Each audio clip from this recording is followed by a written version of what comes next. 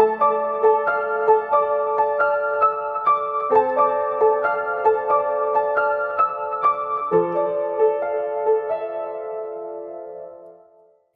everybody, welcome to Pale in Comparison, a proud member of the Doof Network. In this podcast, my sister uses her knowledge of the Otherverse to take a look at Pact, Wildbow's least appreciated work, and I try to not give away any spoilers. I'm Jenny, and Malia convinced me to read Worm. I'm Malia, and Jenny convinced me to read everything else. This episode, we are covering Collateral, chapters 4.7 and 4.8. Before we get into that, however, I'd like to issue a spoiler warning. This podcast is filled with pale spoilers. If you don't know how to communicate with Jabber and don't want us to tell you, stop now, read Pale, and come back to this podcast. As for Pact, there will be full spoilers to the chapters we are covering. All right, so basically, I'm going to summarize this real quick. Blake negotiates and writes out a contract with Poos. It is Poos, right? I think so. I was right. He said it sounded like ooze. Poozy, oozy, boozy. All right. As Blake binds him, he realizes that he's in some trouble. Blake ends up having to fight off some, for lack of a better word, rabid animals and a crazed man. He calls Fel for help and is able to go back to Conquest Domain. There, he sees an unconscious Rose. He gets some information on the hyena and goes on to the next task. I feel like I was trying to say a lot of that without taking a breath. I don't know why. But anyway. Do you want to do it again? Do you want to breathe? How do you feel? No, this is Okay. real. This is Okay. real life, okay? All right. People are just gonna, just have to Joys listen of to it podcasting. and be like, is she okay? What's going on? Why does she sound so short of breath? No, I mean, it's fine. It's just a personal This goal. this is real. Okay? This is real life. We don't have to edit everything, You're right. It's Like, charming. This or is something. like raw, unfiltered, Yep. Except for the really embarrassing parts that I ask you to cut out. Which I feel like you probably do sometimes, and sometimes you probably don't. Because I still haven't been able to listen to one of these. So I think I try to. I think you do too, which I appreciate. Yeah. There's not that many of them. Mostly I feel like it's like if somebody gets a phone call or something. Oh, that's true. Or if my pregnantness has to go pee. Yep. Because, I got this child just like kicking the crap out of my insides in a loving way, It's kind of random, but like saw something online, which means it must be true. Mhm. Where someone posted like an x-ray of like their rib that broke, and she said that her little baby in her belly like kicked really hard, and she felt like this really sharp pain, was like, oh, there's no way that he could have broken my rib.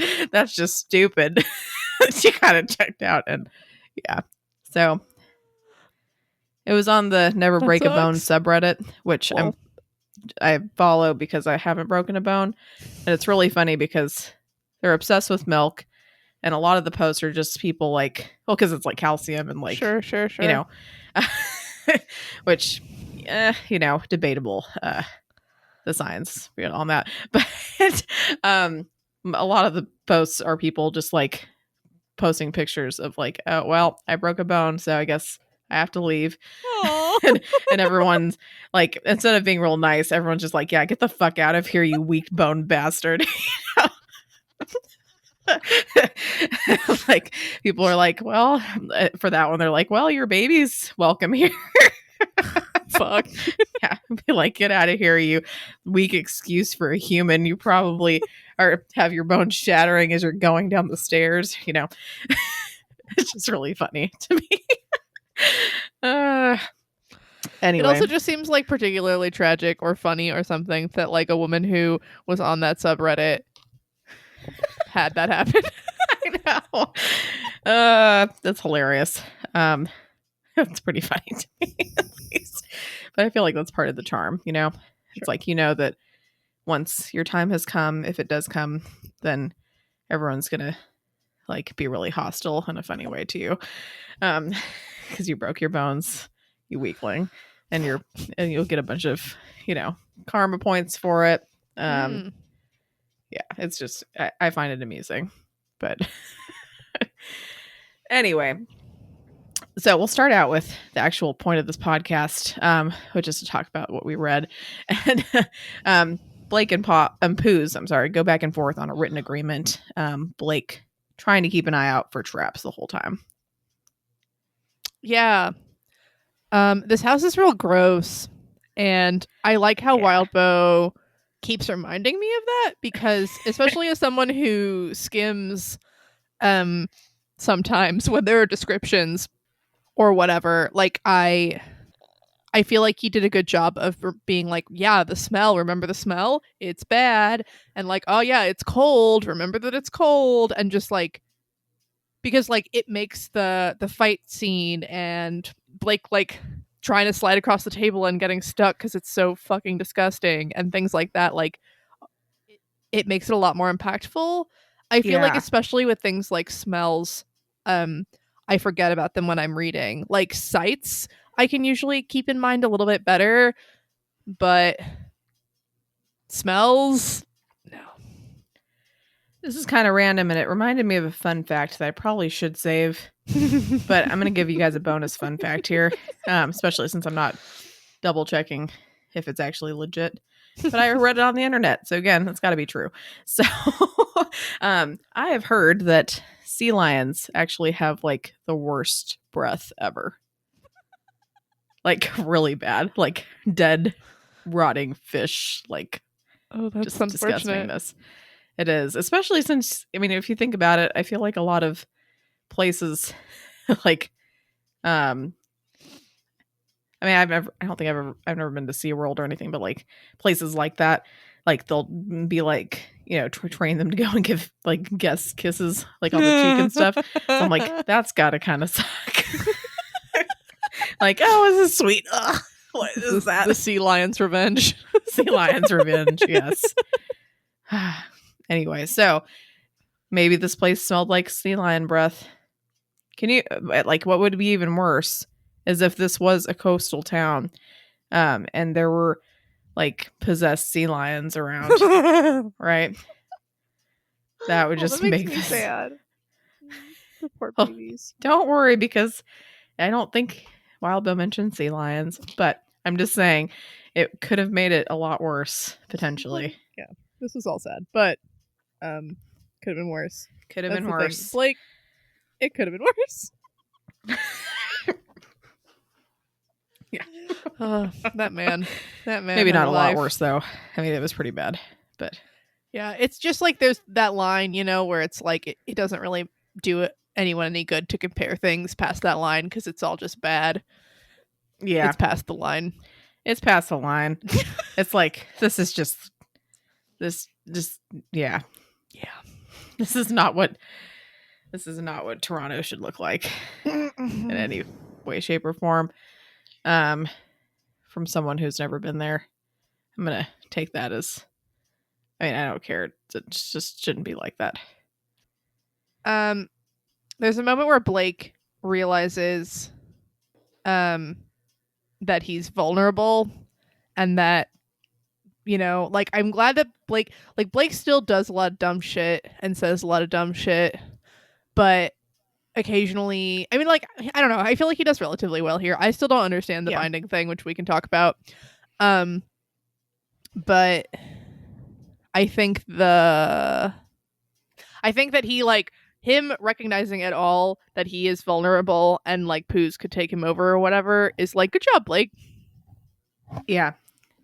I mean, I feel like especially since he's been, he's relied on Rose a lot for this kind of thing, in terms of the contract, like the whole time when he was negotiating the contract and everything. I feel like he did a pretty good job.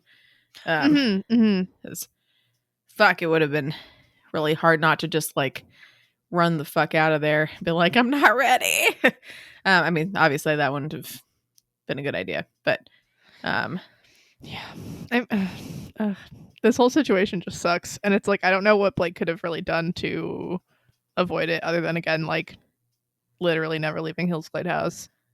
Um, Yeah. but Yeah. I think it was interesting when he was like, "My name has no power spoken or written," and then later he's like, "I don't know what goes into these contracts. Like this has never happened to me before." It was kind of like, oh, like Blake and Poos are actually kind of at like relatively the same level within their social structure or whatever. Like this is Blake's first contract. This is probably Poos' first contract. Like I don't know how many contracts demons tend to get, but it was just like a really interesting thing of they were both kind of new at this. Yeah. I mean, like, I think Poos has a lot more experience in just like being careful about wording and fucking people over and all of that. Mhm. But there was a moment where I was thinking like, oh, like, is Blake right, or is, about what Poos is thinking? Or maybe he's just really, really good at being like super conniving and stuff. But I kind of think that like that Blake is reading Poos relatively well here. Other than the whole trick with the binding thing, which I still don't get. But we're gonna get there. Mhm. Yeah. And then also just like when Poos says like, when Blake says, "Were you calling me diabolist before this?" And Poos says like, "No, you weren't." Or no, because you weren't, but you are one now. Was like fucking chilling. Yeah. It's like, well, shit. And it was like, damn, this is super right. Like you are bargaining with a demon right now. Like, I mean, not Yeah. a full demon, but you are making a bargain with a demon. Like you are officially a diabolist. Yeah, that sucks, man. Yeah. And I was just like, this is a lot. Like his willingness ish to give Pooh's land as opposed to like his self is just like a really hard decision. He's like, oh, I'm probably betraying humanity by even offering this. Whereas like presumably him having Blake would be like less bad for humanity. Yeah. But I don't know. I feel like asking Blake to do that is really shitty, but then it's like, but allowing Blake or like seeing Blake give up land, which is so much worse for everyone, is also really shitty.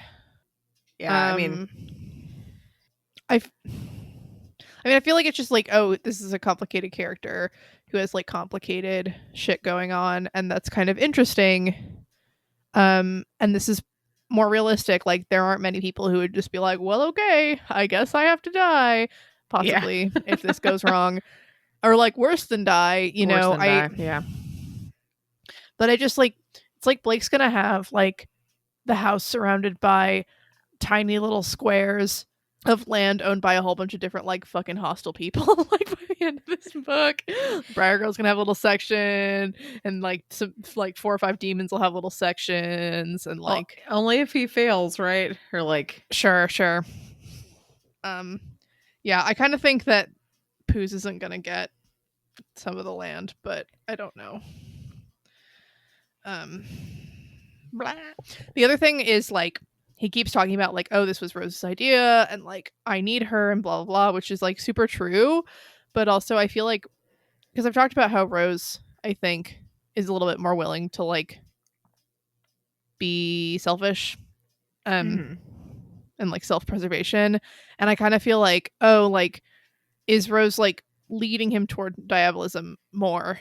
But I don't really know what the options were. Like he, because I was like, oh, could he have done some sort of exorcism or something? But like the deal was to bring the imp to Conquest, right?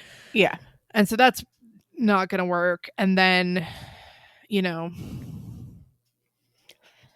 I mean, he's not powerful enough to like just straight up bind it without doing the making a deal. Yeah. Yeah. And that sucks. Yeah. Yeah, because it's like this was Rose's idea, and we're like looking out for like, why does Rose exist and what is she doing to Blake? But I don't know what else would have worked. I don't know. Yeah, just glad that it ain't me. That spot, because that would suck. Definitely. So basically, they get through the end of this contract, trying to get all these little details and everything together. And before he actually binds Poos, Blake tries to ask what happened to Rose, and Poos is really annoyingly sinister about it. And just like is like, well, you're just gonna have to see, I guess. Yeah, Poos is a dick. Poos is an asshole. Which Not a that's surprise. Character, I guess. It's kind of funny because like Poos is actually more helpful in this situation than Conquest and Fel are later. Like he's like more willing to give some information, and part of it is to like to see Blake like freak out or whatever. And maybe to brag a little bit. So okay, I'm not sure if I have this right, but it seems to me that okay, so my current theory is that Rose was seeing the Dionysus dudes coming and like didn't know what to do and broke a pane of glass. And then the demon somehow was like, go get this woman or something. And so the second noise that Blake hears is actually something to do with Rose getting hurt. And she gets so hurt somehow that she like falls into this coma to heal herself. And it was like Poos who did it because why not? Okay. I feel like there's a really decent chance that's not what's happening, but that's sort of where I feel like I'm at by the end of this chapter. Okay. Because she wasn't like, Poos, you're not allowed to hurt me. She was literally just like, you're not allowed to hurt my companion. But yeah. Yeah. Okay. And I think Poos also says something like, I just wish I could see your face when you realize. So I think that I was interpreting that to be the whole the animals are going to try to murder you thing. But it was somewhat ambiguous as to was he talking about Rose or was he talking about, because that's when Blake starts to realize like, oh fuck, him being bound means that he can't protect me. And I was like, what are you talking about? I don't know. It's true. Could be both. Could be both. Do you want to talk about the binding thing? Sure. I don't get what the trick was. I don't get what the trap was. I don't get, like, he was like, oh, just how, like, if I die before I can transfer the land is like the same sort of loophole that allows Poos to like whatever the fuck happens. But I'm like, I don't get it, because the wording was like, from the time I'm bound, I have to protect you or something. But then he's like, oh, but if he's bound, he can't protect me. And I'm like, wait, what?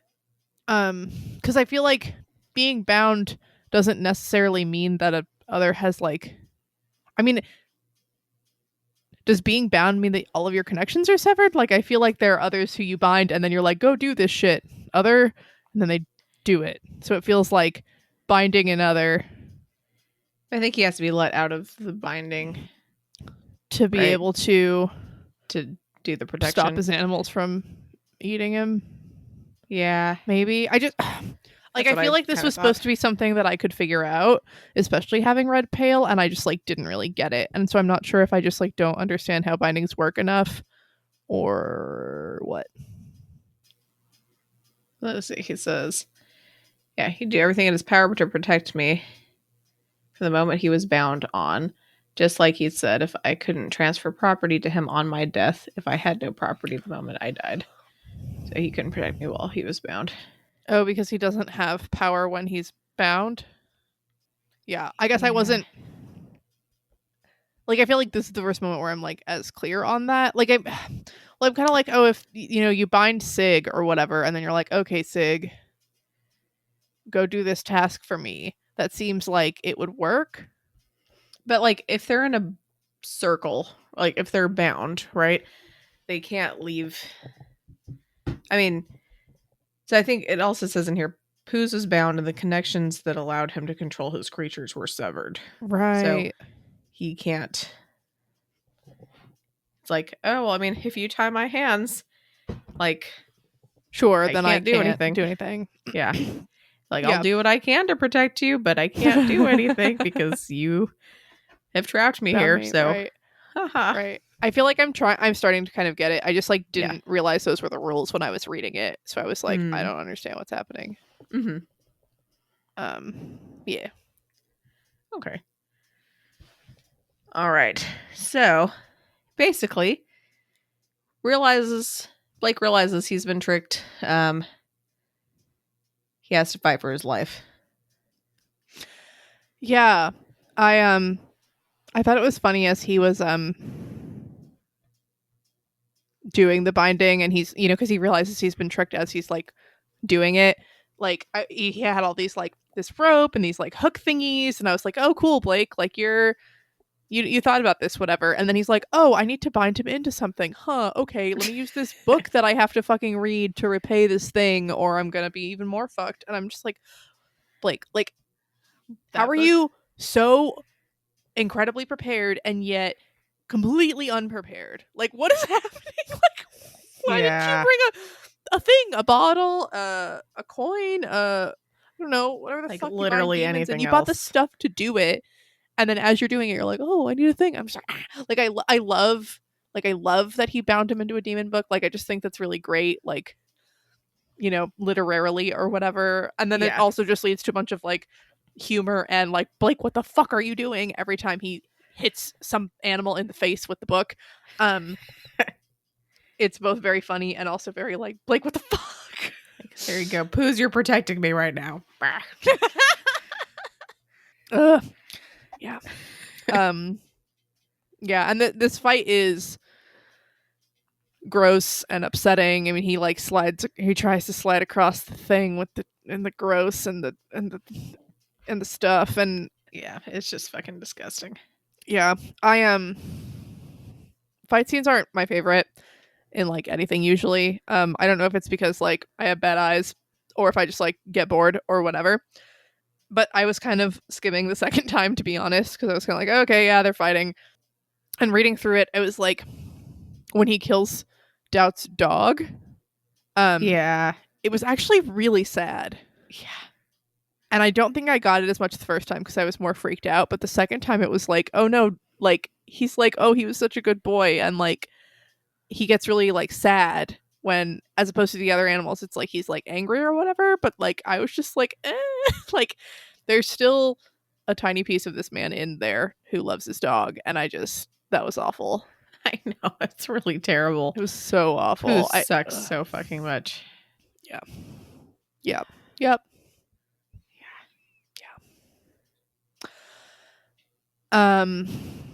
And then the other thing about the fight that was neat and exciting or something was June. I didn't get that June was making Blake feel like giving up, Yeah. because he's like, oh, I'm gonna give up, and then he's like, oh, June, and he's like, June felt like shit, and like both kind of a like, I'm not gonna die this way, and also like oh, June is making us all feel like shit. Okay. Like, Yeah. I can push through this. Also the whole like glamour thing where he changes his voice to be like the Thorburn voice. I was like, I don't know what that means exactly, but like fucking cool. Really fucking cool, right? Yeah, I mean, I feel like that's huge in terms of Blake's practice. Uh-huh. I don't know if using, it's probably a bad idea for him to use the glamour a lot, but if he starts doing that, he will be able to presumably he'll be able to practice just like Rose. Yeah. Which would be amazing.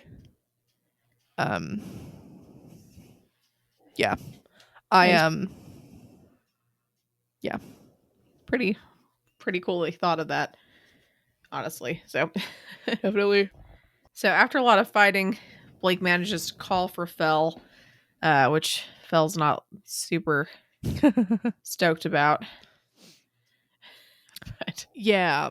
I didn't expect this. I don't think when I was reading it. I don't know what I thought would happen, but I was like, oh, this works. Like, cool, but also like this will not work again, right? Fel was like so fucking pissed. Yeah, he was fucking pissed. That it seems like, and I was kind of like, you have like kind of a good point. I mean, like no one has taught Blake any of this shit. And I feel like this was an emergency enough where it warranted I mean, doing this. Like it warranted being quote unquote rude in this way. But I can also see why Fel's like, what the pissed fuck? Off. Yeah. Yeah, I could see it. But then I'm like, well, Blake's like a captive and your boss is making him like do all this shit. Demons and shit, and that's not his fault. Yeah. So yeah, no, I'm back to like fuck you, Fel. But yeah. There was another thing where when Fel gets there,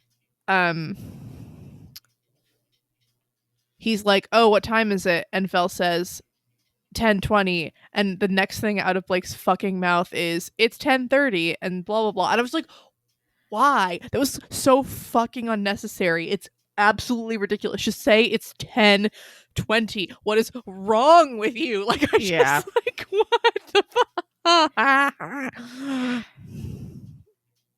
Blake needs to get his shit together. Just in the little things.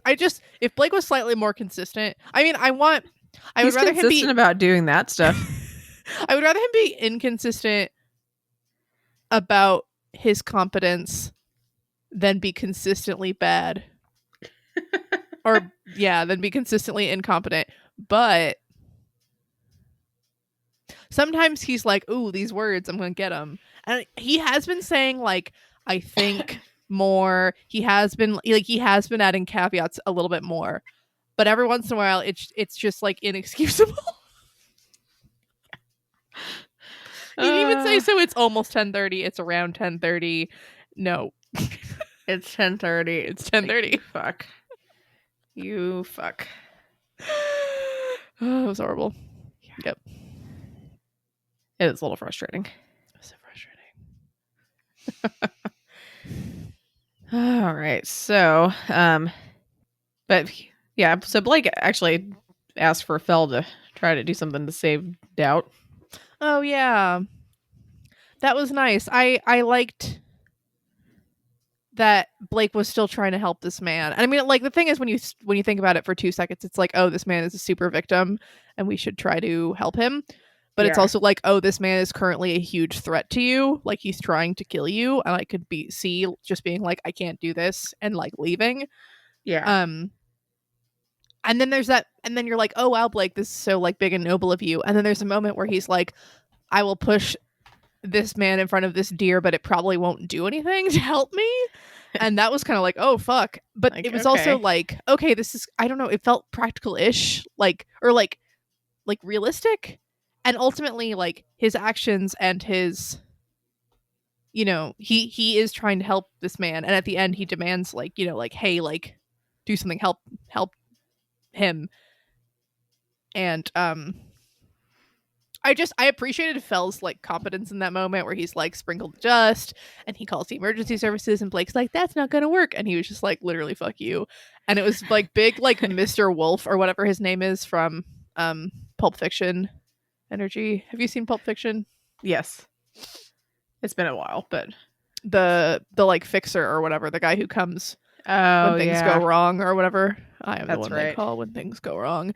And it was satisfying seeing him like deal with the situation, but I do hope that the guy gets help. I don't know. Ugh. I agree. Just because I'm looking at our time and we're kind of going through this kind of quick, let's go back a bit. Mm-hmm. And especially like we probably should spend more time on this because you're a fucking law student.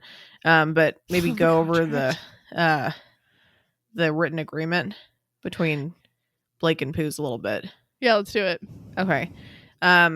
So kind of my phone's almost dead, which does not matter to anybody but me because that's where I've been looking at the story from. while I'm doing this. But I have a little summary thing here. So basically, Blake is going to bind Poos for 2 midnights, after which he will be released and free to fuck with Conquest. Right? Does that sound right? No? Yes? Wait. That sounds bad. Wait, okay. As in wrong? I was like, I thought that was pretty...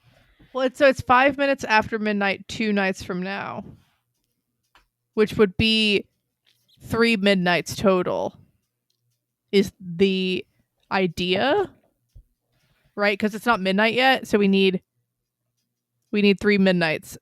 We need 5 minutes after 3 midnights from right now. Okay. Is hopefully what is actually happening, because if not, he's going to get out a whole fucking day early and we're all going to die. Darn you, Pact Web Serial Wiki. I'm looking at this summary from. So it says, that's it. You'd be bound until 5 minutes after midnight, 2 nights from now. Mm-hmm. So I think that's still kind of what they were trying to say, at least. But Sure. it's not quite. Because I think it starts... Yeah, that is not quite what they said, though. But yeah, so 2 nights from now. All right, I'm going to go off of my summary thing again, and then you can correct me. So 2 nights from now, from then at least, after which he'll be released and free to fuck with Conquest. Poos can't prematurely leave the binding during that term of the agreement. If the plan works and he stays bound for that amount of time and gets free to fuck with Conquest, he's not allowed to hurt, or Poos is not allowed to hurt Blake or his friends, along with everyone he interacts with. If it does fail, on Blake's part at least, then Poos gets a small parcel of land. Is it just 1 foot by 1 foot? I think it's 3 by 5. It's 15 feet square. Why did he do that? Because of reasons, I guess. Yeah, a lot of 15 square land. feet. That's a fuckload of land, bro. Yeah, I don't know why he went from like Highbriar Girl, you can have jack shit, to High Demon, you can have A fuckload. space to spread out. Yeah, I don't really get what would make Blake fail. Like, I guess maybe like keeping him bound or not getting him to Conquest, but I'm not even sure if that would, like, I'm not sure what Blake would have to do to fuck this up, because the whole idea is just like, you'll be bound for this amount of time. I will do my best to try to get him to keep you around so that when you are released, you can get him. But yeah. Yeah. So Blake's like, I'm absolved of responsibility once I bring you bound to the Lord. I'm not going to suffer consequences if he or you do anything after that point. Who says, you give me to him the transfer of possession with no intent to immediately reclaim me. And you make some attempt, overt or otherwise, to ensure he keeps me until such a time until the contract's terms end and I am free. And Blake's like, unless such an attempt would work against your goals and mine. Right. Being too pushy or whatever, yeah. Yeah. I mean, it probably could have been something like, I'm assuming what Poos was thinking, from this little trap thing was, well, if you get mauled by animals, that kind of fails. Or then you would fail. Yeah, it seems like maybe, but I'm not positive. Not positive. Not positive. It's pretty funny. It's hilarious. Yeah.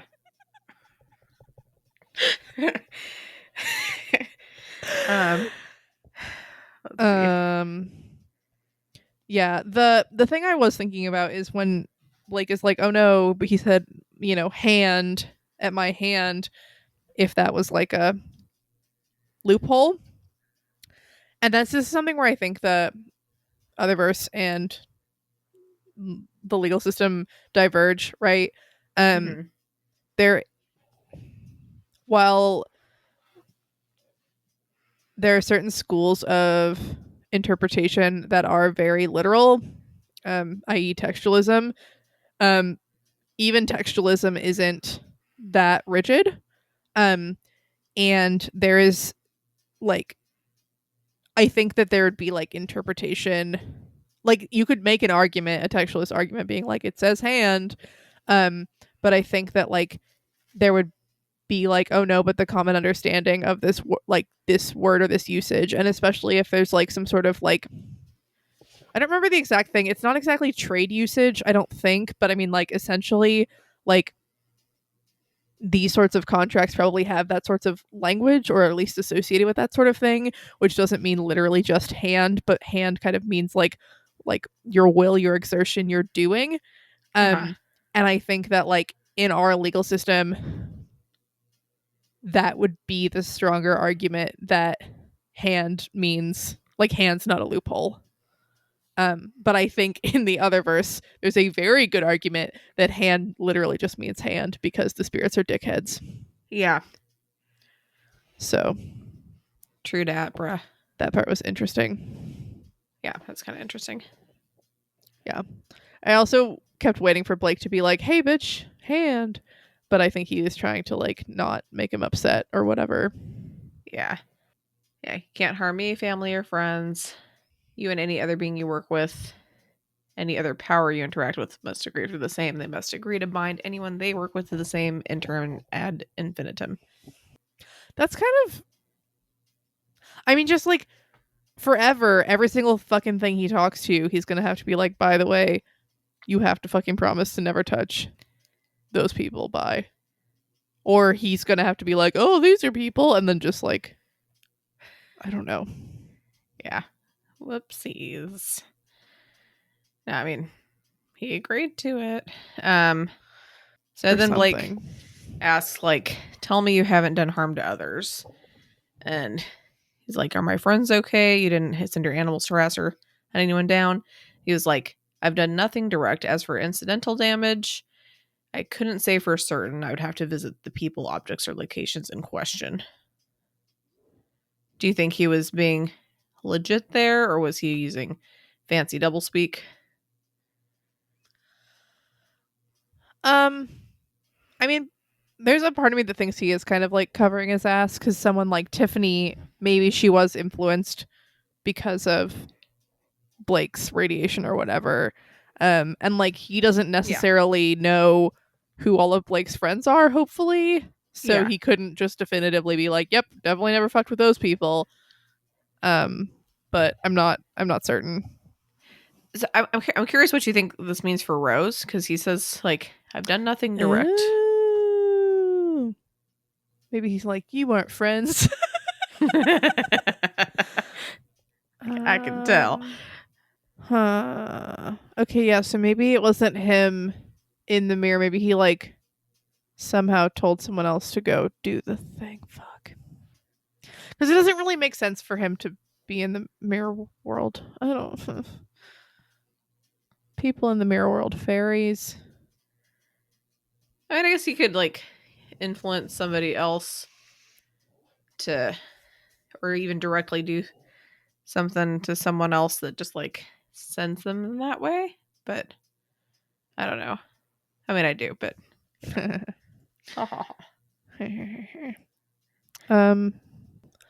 yeah, he's like, are my friends okay? I guess Rose might count as one of them. And like, you didn't send your animals to harass anyone or hunt anyone down. I don't think his animals could get into the mirror. And I don't know that he necessarily personally went into the mirror. I don't know what incidental damage means. I food I for don't know. thought. I don't know what happened to her. Well, you'll find out soonish. Let me see. So she's like, worrisome, but have to do this anyway. And he's like, if they what do you call it? So we say Contract takes effect the moment you're bound. The terms do not end when the binding does. My binding will be weak. In addition to temporary, you will not take any action to free yourself in the meantime, nor will you take actions before or after to work against the contract's terms, or you will be considered to be acting in bad faith with a penalty I'm free to designate. And then Poos is like, no, we do a penalty now.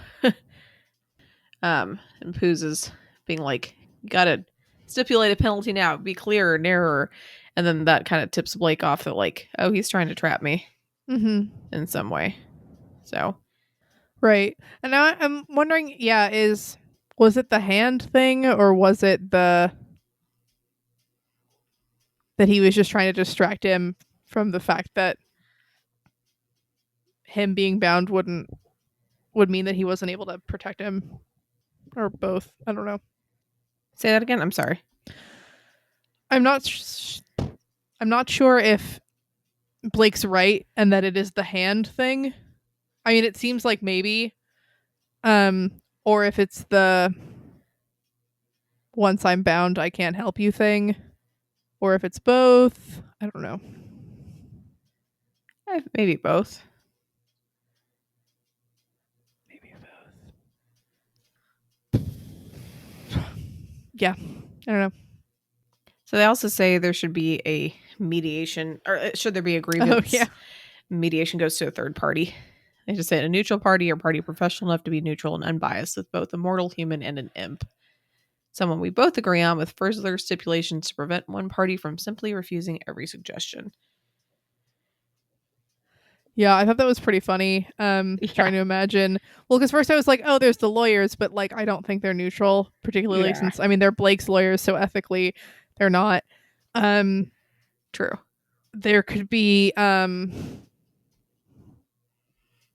I was like, oh, maybe a fairy, except hopefully neither of them would agree to a fairy. Yeah.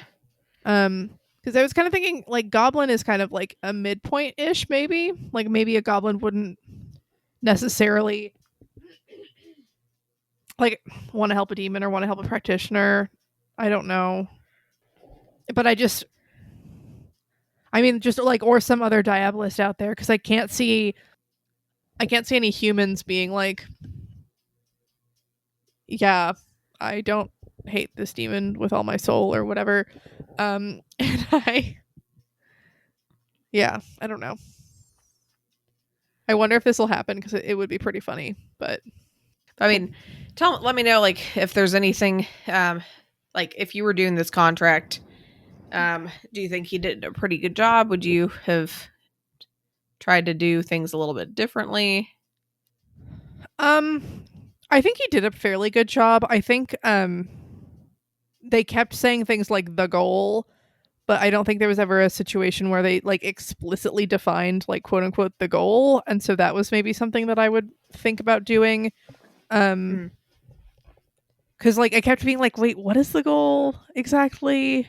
So maybe a couple of things like that. But in general, it seems like, it feels like it went relatively well. Like he was like thinking about the fact that demons aren't necessarily literally there and don't necessarily literally talk, so like verbal agreements, so he like defined that, and he defined, oh, you can't just like write your name down wherever the fuck, like it has to be on this paper or whatever, like different things that seemed good to me to catch.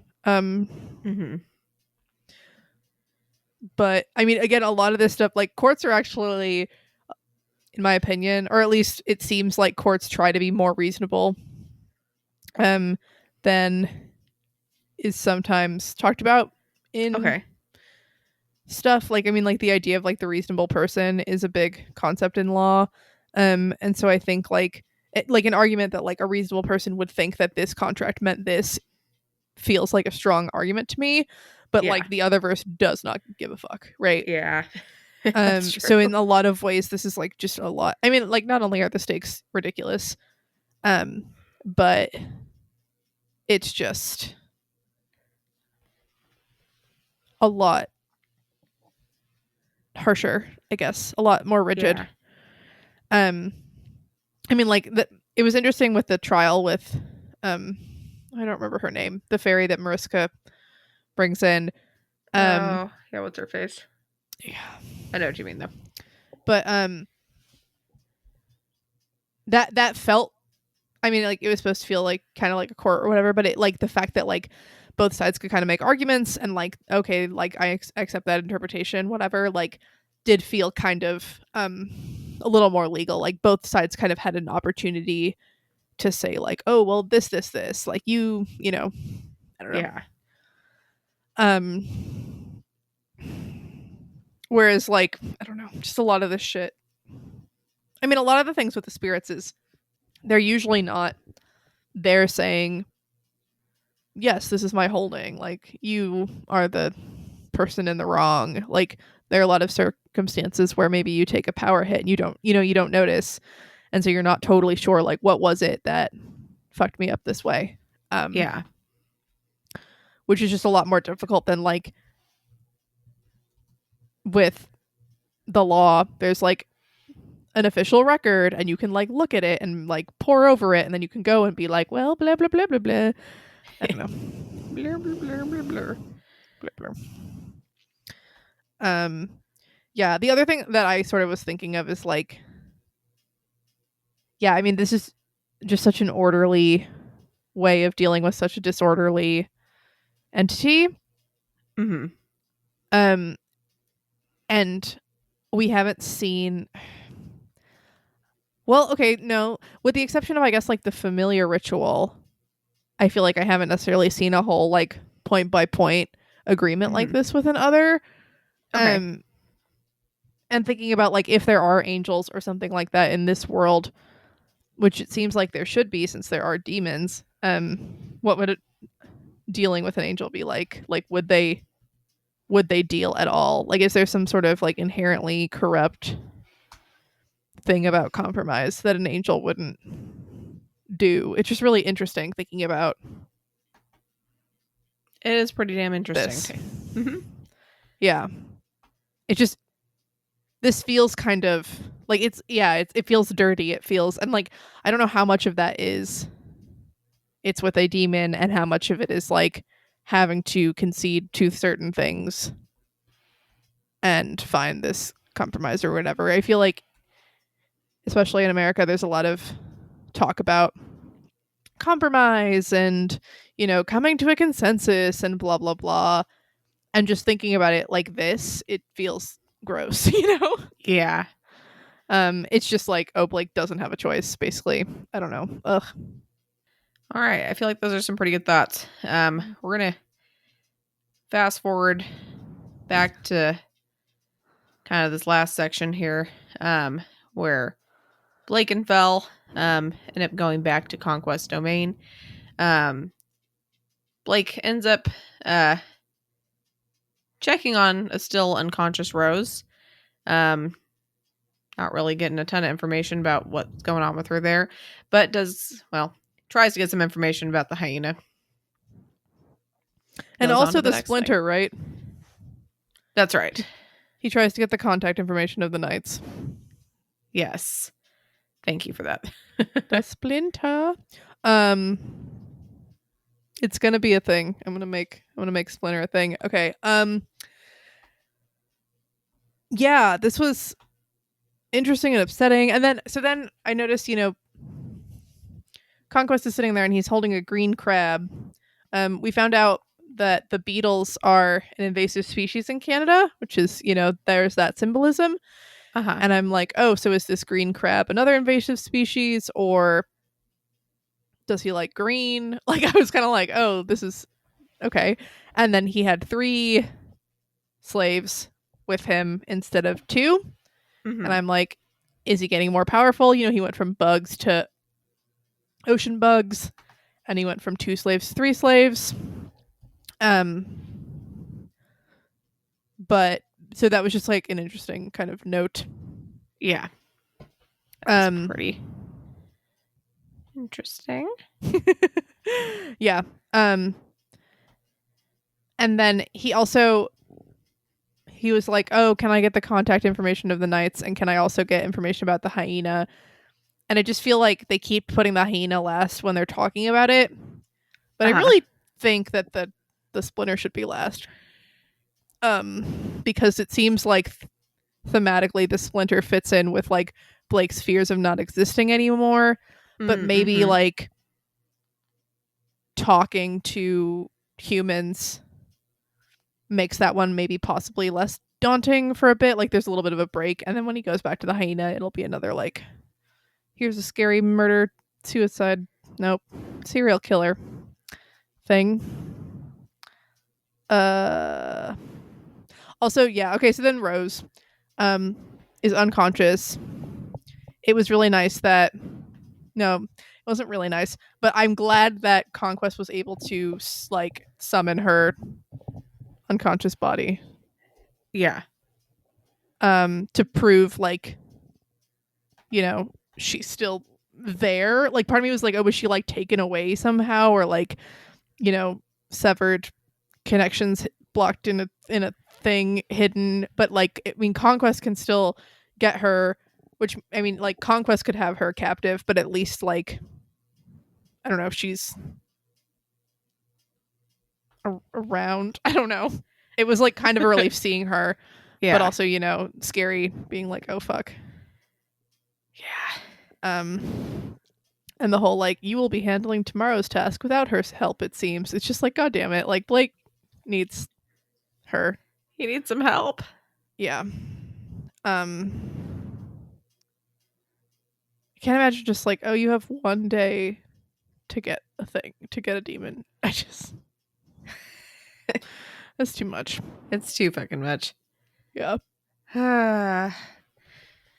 So let's go over again, like, since I put a little bit of doubt in your brain, like what you think happened with Rose. So just to be clear, like, do you think this was because of Poos? Do you think that, like, whether directly or indirectly, or do you think Poos just knows what happened?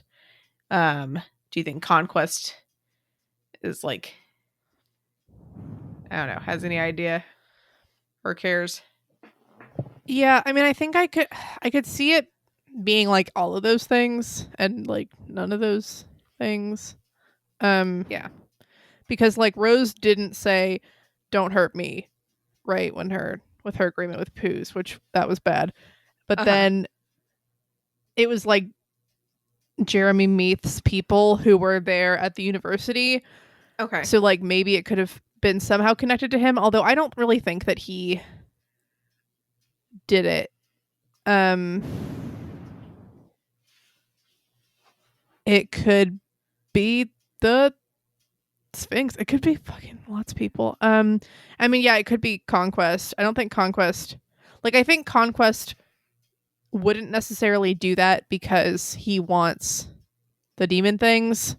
Yeah. And I think, you know, you wouldn't like weaken the person you have going out to get them. Like that. Yeah. Yeah, so I don't know that Conquest like quote unquote cares.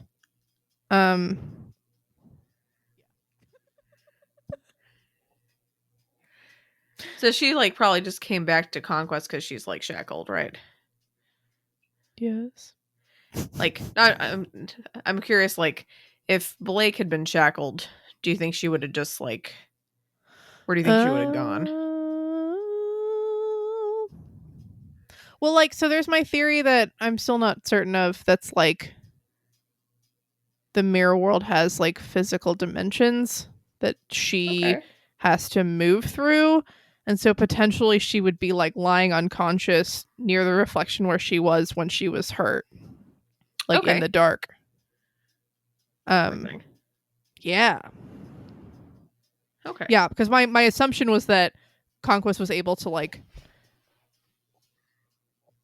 well, so the first time Conquest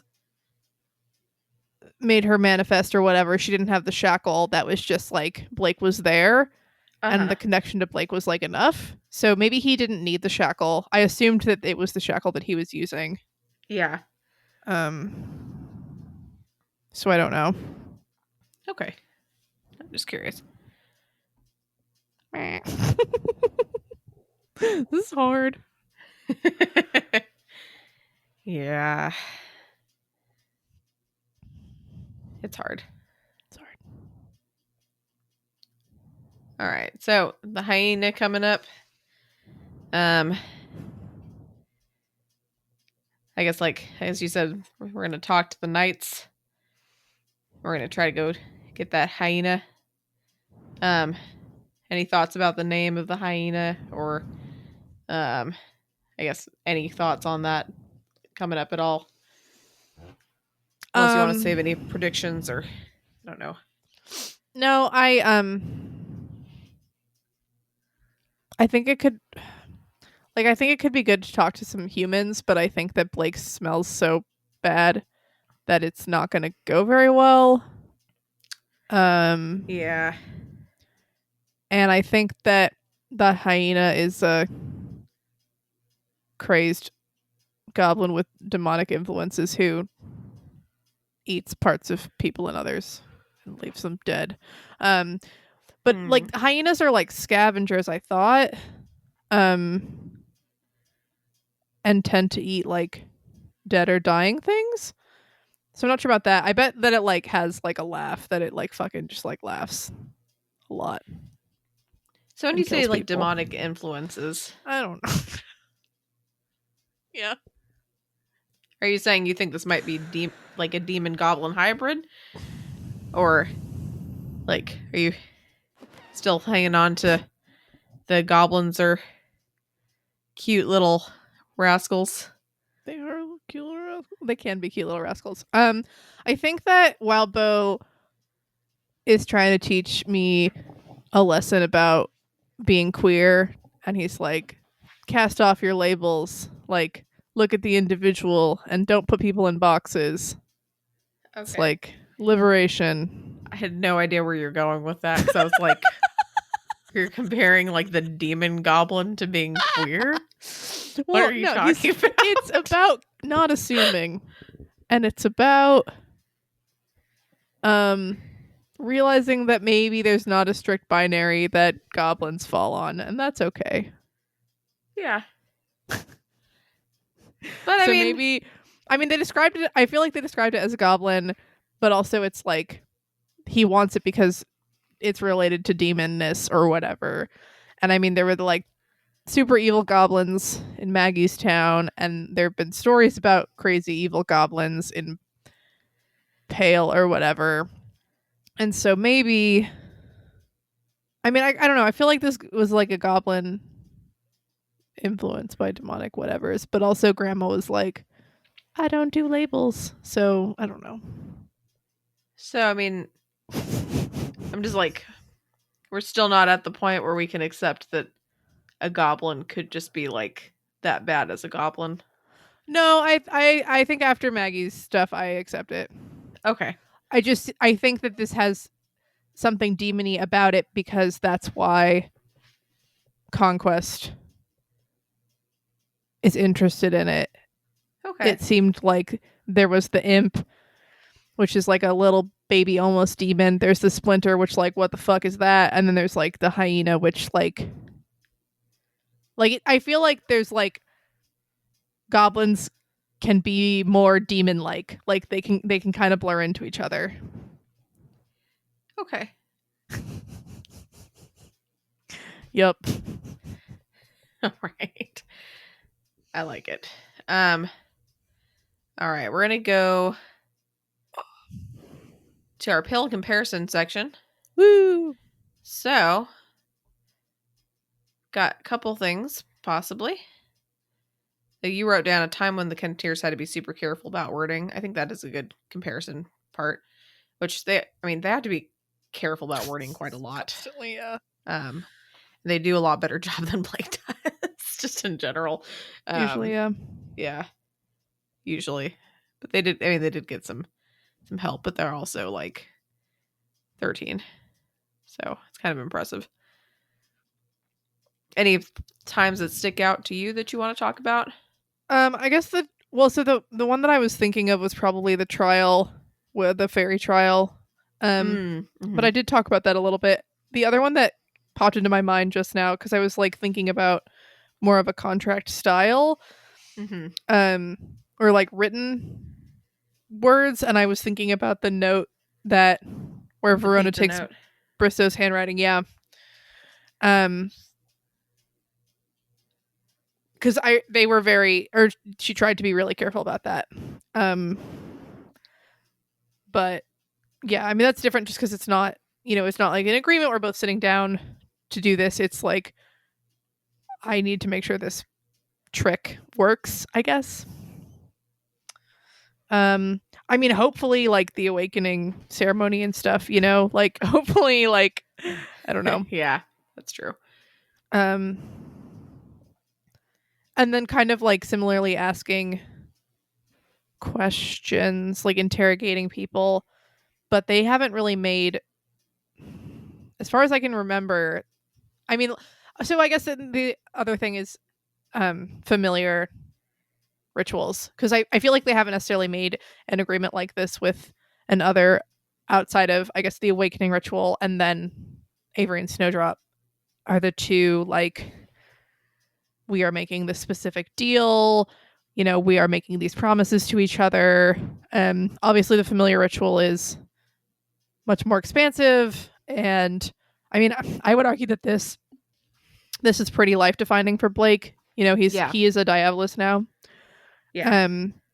But the next one won't be as significantly life defining in the same way necessarily, like, whereas like a familiar bond is like, bam, like you have changed as a person and they have changed as a person and you now have this like tie together. Yeah.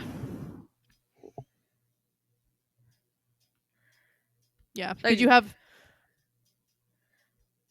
sorry, go ahead. No, just to go off of that, and I know I've asked you stuff like this before, but I just think it's good to go back to it just in case you change your mind about stuff. Like out of the rituals, assuming that Blake is going to do one of those, what do you think he's going to do first? And I mean, still familiar, implement. Still familiar and then implement, you think? Or I just feel like Rose should be his familiar, but we still keep never fucking bringing it up. So, I mean, I could see him trying to get an implement, especially if he keeps being alone like this. He needs power. He needs something. He doesn't have the book, though, to tell him how to do the thing. Rose has the books. Yeah, it makes it a little difficult. So, it'd be a really funny implement. Oh God! If he got that book back from Pooh's. That would be the worst. Because it was propaganda, it wasn't very helpful, and then it's just like completely saturated with like demon grossness, demon crap. He should choose a rock. Like, there are a few worse things I could think of than that. He could get a really awesome like cube rock, like Cherry Pop. I know. And then all you rock haters out there, like, yeah, you could get a pet rock, and then you could have it be your implement and familiar. Oh, that's lovely. If you had a plant, would that technically be implement or familiar? Because it's a living thing. Well, is it another? I don't know. Depends on the plant. I feel plant. like you can't make like another person your familiar. Like, they have to be kind of othery, right? Probably. So you just have like a fucking plant. But you have like spirits probably of plants and crap. Yeah. If you bind the spirit of a plant, that's probably your familiar. You can get a spirit of a rock. I love it. You could do a pet rock familiar like that. Yeah. What kind of practitioner would that be useful for? Well, if you could get your really pet rock spirit to come out and like talk to you or like throw things, or if you could do like the spirit of like Plymouth Rock, which granted is fucking tiny compared to what I thought it was going to be. when I saw it. Right. I 'Cause- expected it to be like this whole like just like a big like cliff face kind of a thing where you Yeah, like step and out. it's what It's like just fucking rock. it's like well, I think they have like half of it on display or something, and it's like maybe the size of like a child's like school desk, like just that's the surface of a desk. Right. Like you can definitely step onto it. It wasn't like a whole bunch of people could walk around and stand there and shit, Yeah. which is what I was expecting. So for people who, Plymouth Rock is supposed to be what the Mayflower, like when people came to America from England, supposed to be what they landed on. If you're not familiar with that, and so it's usually been told as this like big thing, like everyone landed on Plymouth Rock, and it's supposed to be this big thing, and you go and it's this like fucking like tiny thing.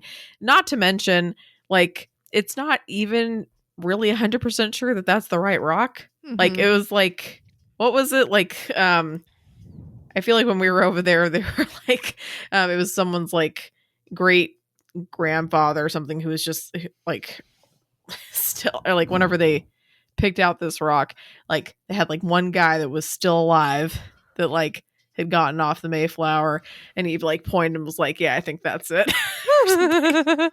They also like carved something into it, right? Like, it was like engraved with some shit. I want to Google this. Plymouth Rock.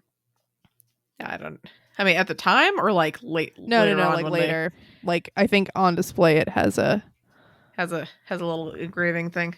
Yeah, 1620. They marked that up in there. But when did they mark it? It probably was like 18 something. So right. I mean, I don't think they did it immediately. Like that shouldn't be their priority. It might not even be the rock. And I'm sorry for anyone who's like from around there. I'm not trying to offend you. I just remember being very like underwhelmed.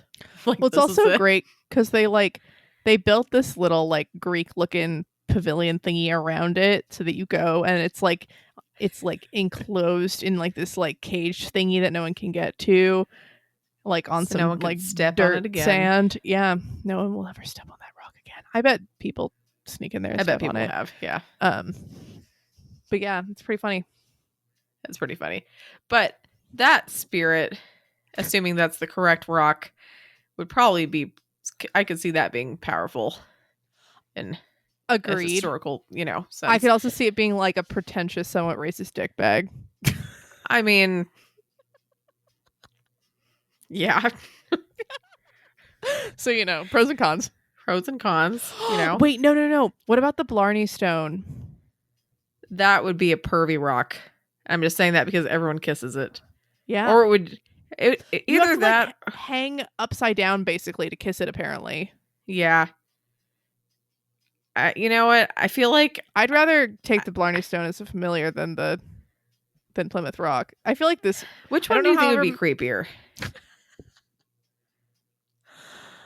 I feel like Plymouth Rock would just be very puritanical and like very like holier than thou. It'd be such a downer. It'd just preach on about how America's the greatest constantly. Possibly. Whereas the Blarney Stone would be like, I'm Irish, I'm here to party. Yeah. I'm perched at the top of this fucking tower and people hang over backwards to kiss me and it doesn't make sense. Do you think it would be down for the kissing? Like feed into that? Or do you think it would just be like everyone's disgusting and slobbers on me all day and I hate it? I'm kind of hoping maybe it's like not like a ooh I love kissing and not like a ew this is horrible, but just in a like yes, like people come from all over the world to pay homage to me because I'm fucking great. And I just realized I know nothing about the Blarney Stone besides that, like whatsoever. Which okay, I do have a fun discussion question for us though, based on this conversation. Which people can probably guess. Like, which rock would you choose out of all the famous rocks? If you had to take a famous rock as your familiar implement, which rock and why? I feel like, and I think that's a great question. And you guys, like, well, I mean, we'll bring it up again, but, I'd say you could say inanimate objects, but definitely rock. We're prioritizing rocks. Rocks get a lot of shit, and they do. I mean, like statues. I mean, statues are rocks. I mean, that's different. They are rocks, but I would still try to stick to a more rock-like thing because Right. a statue is a little easier, you know. Are you looking at Blarney Stone info? Yeah. TripAdvisor's like touch but don't kiss. I'm wondering if it wears it Well, I away was faster. thinking more like just like history of like why do people Right. Sure. Blarney Stone? Oh, you have to walk up 127 steps to get to it. Okay. Okay, I'm on Wikipedia, which is what you want. So, Blarney Stone is a block of Carboniferous limestone built into the battlements of Blarney Castle, Blarney, about 8 kilometers from Cork, Ireland. According to the legend, kissing the stone endows the kisser with the gift of the gab. Oh, The yeah. stone was set into a tower of the castle in 1446. Now it's a popular tourist site, attracting visitors from all over to kiss the stone and to tour the castle. The word Right. Blarney has come to mean clever, flattering, or coaxing talk. Interesting. Okay. So this is I like guess. 1000% what I would want as a practitioner. Like the gift of gab. Uh-huh. Like the gift of bullshit. And like speaking. And That like is a good one. I'm also not gonna fun lie. and Irish. Yeah. Kind of random, but you're gonna like this, I think. So, because I'm reading this on Wikipedia. So it's saying a number of stories attempt to explain the origin of the stone, the legend. So, an early story involves the goddess Cleodna. I'm butchering the fuck out of that, so I'm sorry. But it's as good as I can get. So, Cormac Ladier McCarthy, the builder of Blarney Castle, being involved in a lawsuit in the 15th century, appealed to her for her assistance. She told McCarthy to kiss the first stone he found in the morning on the way to the court, and he did so, with the result that he pleaded his case with great eloquence and won. Thus, the Blarney Stone is said to impart the ability to deceive without offending. And then he incorporated it into the parapet of the castle. There you go. Full on circle, guys.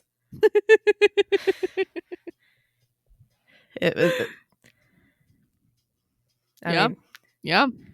coming back all the way back around to law stuff again, you know? It's fucking perfect. Yeah, it's all connected. It's like secretly a great place for lawyers to go.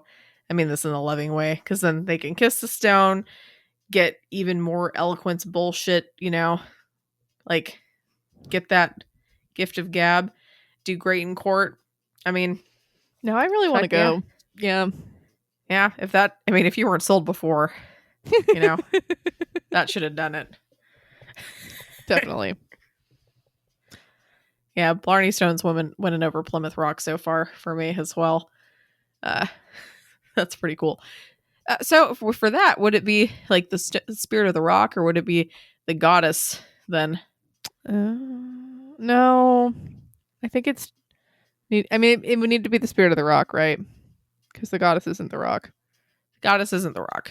Yeah, she just kind of like, help that Imbues legend. the rock all with that the thing. Yeah, that's true. That probably would be a good goddess pick in terms of not having a ton of followers and stuff. But I don't know. Anywho, all right, I do have another question for you in terms Cool. of Pale. Yeah. It's the second time I'm asking this, which doesn't mean we need to make it into a 3-beat, because if you can remember or / like get where I'm going, then that's pretty sweet. But I'm going to ask you again. Can you recall any time in Pale where they're looking back at it, it seems to be demonic?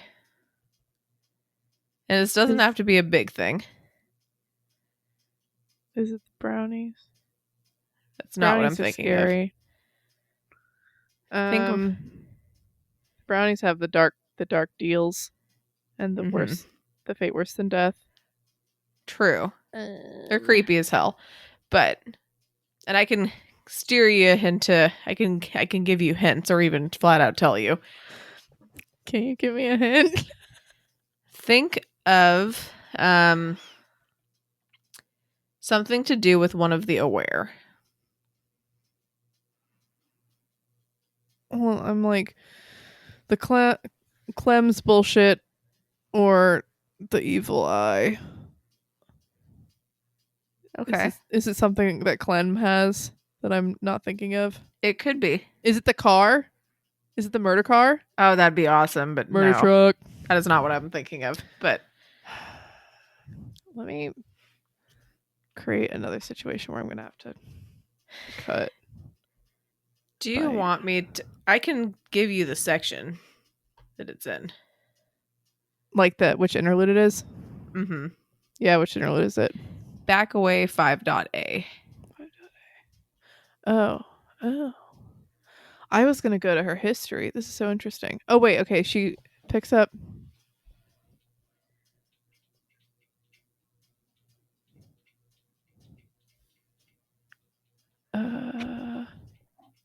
Hey, Clem. Oh, wait. She has a thing. Like a doll or a... Fuck. God, she has so much shit. She has a lot of shit. Oh, the mummy. Mm. Take me to pieces and scatter the pieces to the wind. Burn me to ash and transmute me to elemental flame and air. I will make endless awful boil from your holes until they make mountains. This feels... Yeah. There you go. This one. Hey! That's the one. That's the one, totally Malia. about this. Yay! Huh. Because you remember, like, will they make this mummy in pact? That'd be funny. That would be funny, but she's like, Bristow, can I have this weird thing? And then what is it? She's like on the phone or doing a like video chat with him, and shows it to him, and he's just like, I don't know what it is, but it talks about entrails and taint. And then it's just like, I'll eat your foreskin and the foreskins of all who fall from your line. And then... See, demons shouldn't be funny. See, Pale makes everything seem funny. It's like, haha, goblins, haha, demons, haha. And you will drag... And he's talking to Bristow, it's like, you will drag your dangling entrails behind you while you blindly wander my tainted realms. Impossible miles of innards, and you'll feel every inch of them. You will tread on the vitals of others, and they'll tread on yours. Your knees will bend with the pain of each step another takes on what trails behind you. And you small, sweat-drenched man, for all that you pretend you are a buffoon and a blowhard, for all that you claw to power, you will be reduced to doing the same, eyeless, stumbling the earth while each step tears more of your endless innards from within you, and you must wander and search, or you'll never find an end to your torment. No, or you'll find the foreskin you pine for lost to you. So as funny as that is, when you think about what happens to Bristow, and you think about, like, I don't know, are these demons lying when they say this kind of stuff? Oh, that this is like prophetic or whatever. Almost like he's saying it. I mean, I don't even know, but maybe. I'm just kind of like... That's really upsetting. It is upsetting. But like in a new context, it's like, oh. But I mean, demons are also just... demons have read the book, like, The Power of Positive Thinking. They're like, if I manifest this energy into the world, it's gonna happen. And the universe is like, you're not wrong.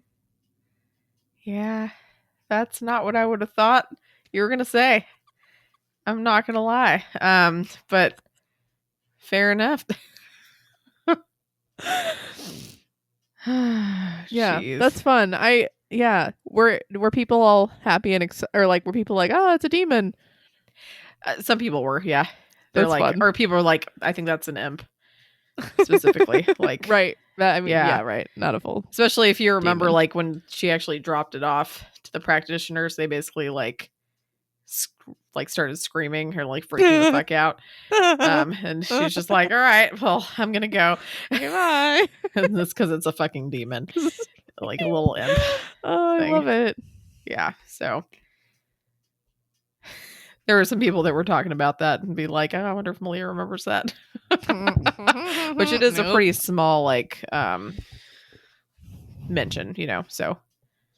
Right. I mean, I like reading back over it now, I'm like, haha, yeah. And I need to... This is a good inspiration to re-energize my Pale reread, because I think I got somewhere in like arc 3 and it kind of has petered out. So okay. that would Yeah. help. That'll help.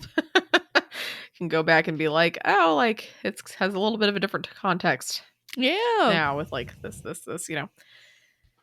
All right. Well, on that note, we're going to be talking about Malia's bold and specific prediction. Woo! So, what is your bold and specific prediction or predictions for this week? This prediction is kind of a bummer.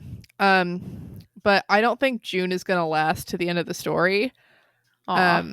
Or like she won't, like she's not alive, so it's not like she won't survive, but it's like, yeah, like she's gonna cease to exist or whatever. She will be spent. There's a chance that that's wrong because the glamour seems to revitalize her a bit, so Blake could presumably figure out a way to like keep her going. But I think that this book is upsetting enough that June is going to be spent in like a super emotional way. And I'm gonna be sad. Bummed. It's gonna be like a Blake's, you know, at the end of his rope, like lost everything, like down in the bad place. Down in the bad place. Yep. Any specific bad place you're talking about, or are you just generally being depressed? Just in a, yeah. He has to hit rock bottom or whatever. Okay. At least I'm assuming, because he's, you know. And again, rock bottom in terms of an abstract way, or are you thinking of a special I mean, I place? guess I kind of picture him in some sort of like dungeon thing, but like no, like in an abstract way. Okay. All right. Sounds good.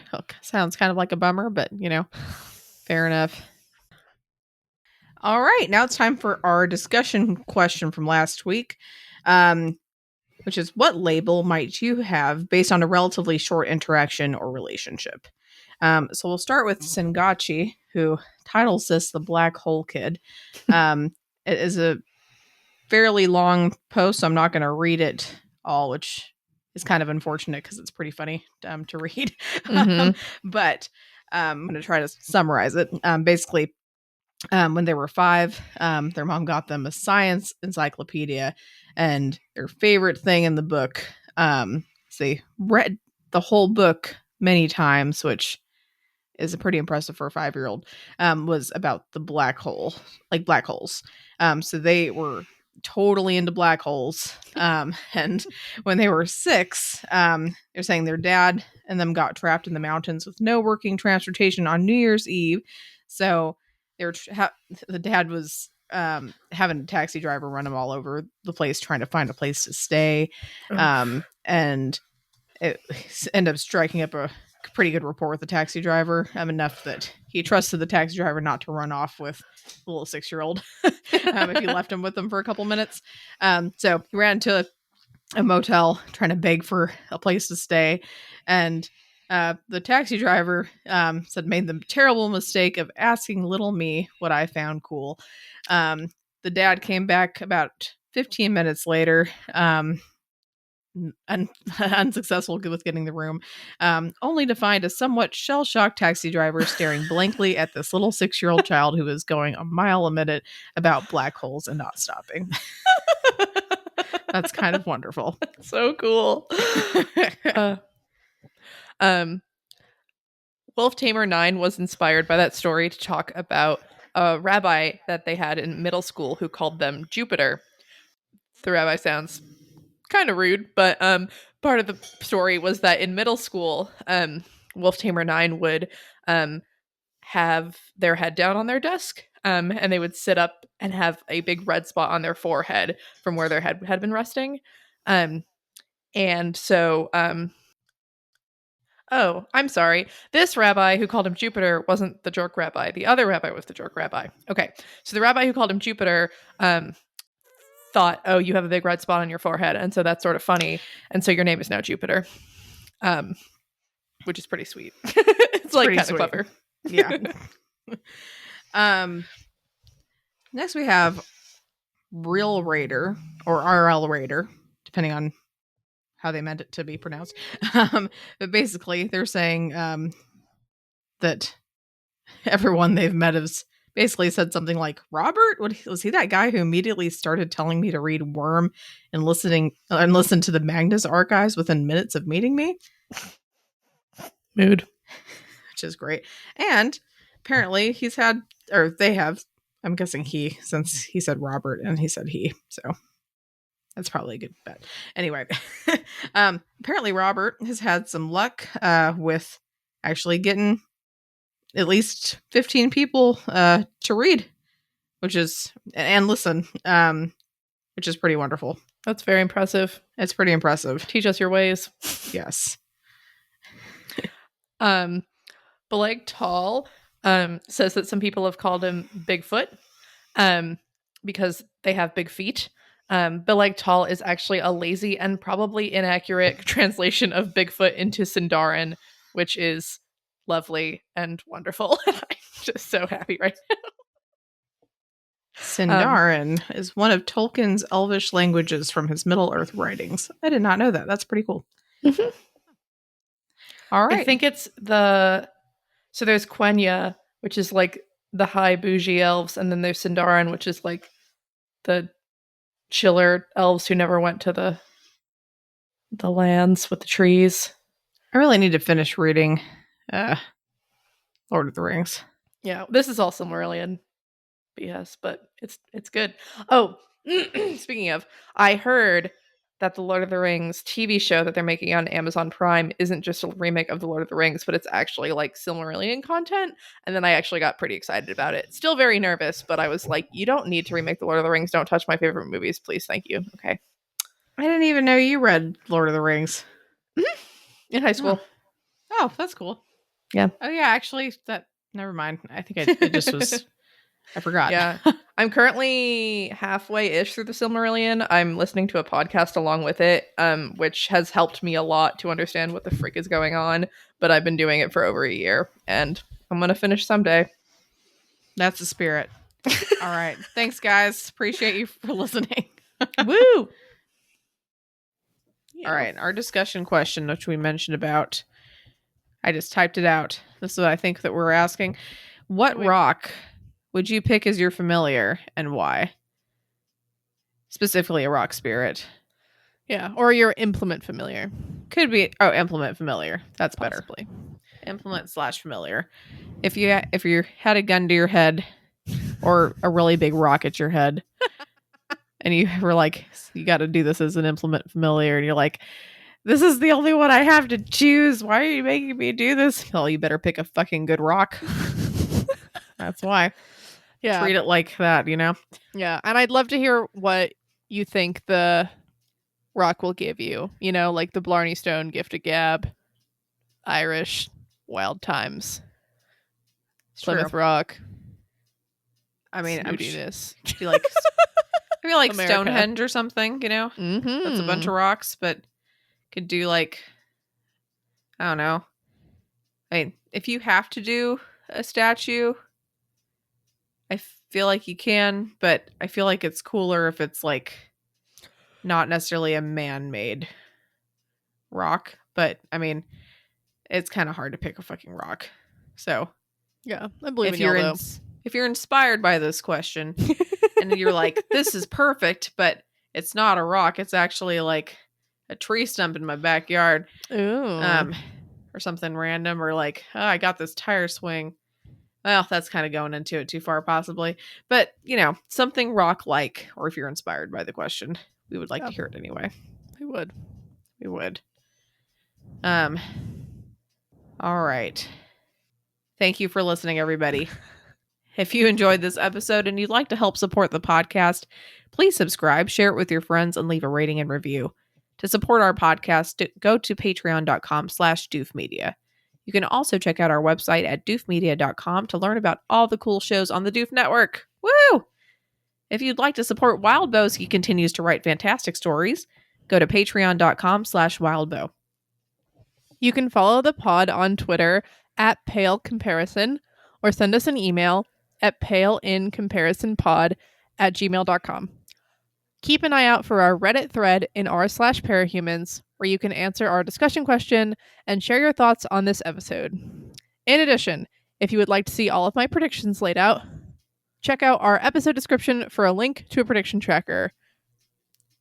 All right. Random fun fact number 2. Because I already gave you guys a free one. So apparently in Venezuela, there's a lake called Lake Maracaibo, where there's a thunderstorm that rages over it 300 nights per year due to unique atmospheric conditions and being surrounded by the Andes Mountains. Makes it so that it just fucking rages all the time. Which is pretty wild. That's nuts. It's pretty nuts, guys. So maybe don't pick that for your fishing trip. Unless you want to get struck by lightning. Which I don't advise. Mm-hmm. Oh, no, she was from Argentina. Okay. So I used to work at Disney World, right? And I had I worked on a really popular ride, the Seven Dwarfs Mine Train. Mine Train! Which was new when I worked there. And so it just, like, was really busy all the time. And, but it's partially, it's an outdoor attraction. And so when there's thunderstorms, they close the parks, or they close the outdoor rides, right? Because you don't want to get struck by lightning on the ride, on the big metal thing in the rain. And so I was, so we went down for weather, which means people are allowed to hang out and wait if they want, but like we encourage them to go do other shit instead of just sitting in our queue. But I start spieling. I'm like, hey y'all, like, sorry, we're there's a thunderstorm, we're closed for weather, whatever. And this woman, she was in her 20s. She just like screams out like, no, like bloody murder, right? And like, I'm like, okay, well, you are fairly close to the front of this actual line. Like you have been waiting a long time. And I'm just kind of like, what is happening? And she goes, but we're from Argentina. And I did something which you shouldn't do. And I let my brain stop thinking for a second. And I just kind of snapped like, do you want to die in America? And she was like, yes. And I was like, okay, I can't help you. She said yes? She said yes. Wow. So okay. I was like, oh, she could go there, but it's Venezuela. Or like, oh, maybe she's used to it. She's immune. Maybe she's immune. Man. Yeah, it was pretty funny. She wasn't upset. Like, it worked out. Or like, she wasn't like offended by me asking if she wanted to die. That's good, because I was like, I feel like, yeah, that was a risky move for Disney. Yeah, there were many risky moves while working at Disney. They also, it's not very fun to ride a roller coaster in the rain. Because how when you're driving a car and like a lot more water hits the windshield when you're driving, because you're like moving through the water and you're hitting a bunch of it. So when you're on a fucking roller coaster and it's raining, you're just getting like pelted in the face with a lot of water droplets. Because we wouldn't close the ride if it was raining, just if there was a thunderstorm, right? So I've ridden the mine train in the rain, and it's just like, oh fuck, like this could be better. Fucking pounded with little water drops in your face. Yeah, it's fun.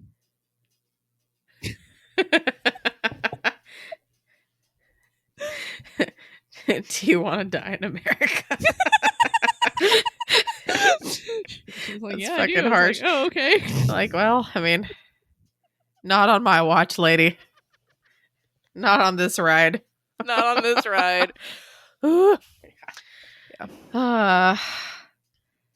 Trying to think, like, what stays open? I guess the indoor rides and stuff probably stay open. Yeah, so Space Mountain, all the little like indoor theater thingies like Filler Magic, Haunted Mansion stays open, right? Oh yeah. Like anything where like it's you're not gonna die from a where you're lightning strike. completely under a roof, basically. Like I think the tea party stays open. I don't actually remember. Who stays open? The carousel hopefully closes. I don't actually know. I'm just like, oh, Fantasyland, that's where I live. So like Enchanted Tales with Belle, Little Mermaid, those would be open. It's just like the like Thunder Mountain, Splash Mountain, Seven Dwarfs Mine Train would definitely close. The Tower of Terror would probably be open. Yeah. Right? Okay. Yeah. If that's still there anymore. Yeah. And like it's still there in Disney World. In Disneyland they rethemed it, which makes me so angry, but whatever. I just like I don't get it. Anyway, the Rock and Roller Coaster, right? Muppet Vision. I think most of like the Star Wars rides are all completely enclosed. Test Track closes, I assume, because it has that out in the open. Yeah. But yeah. All right. So if anyone's going to Disney World, now you can just replay this if it's really stormy, and you'll know what rides you can probably get into. Yeah. Also, the cast members don't know when the ride's going to open back up. They're not allowed to look at your phones, and you can look at the weather radar and have possibly a better idea than the cast member you're talking to. Interesting. Okay. Yeah. Yeah. Particularly for weather. I mean, also often if the ride just like broke or whatever, like I don't fucking know when the ride's going to come back up. Like my job is to stand here and tell you sorry. Sorry, and point with 3 fingers. Or 2. Or it's usually two or an open palm. 2 or an open palm. Yeah. To show you where the churros are. Yep. So that you can still keep spending money and have a nice time. Yeah. It's fun. Yay. Yay. All right. I feel like I should find a Disney fact for you. On that note, I'd be so thrilled. Ooh, I could find Disney facts for you. All right.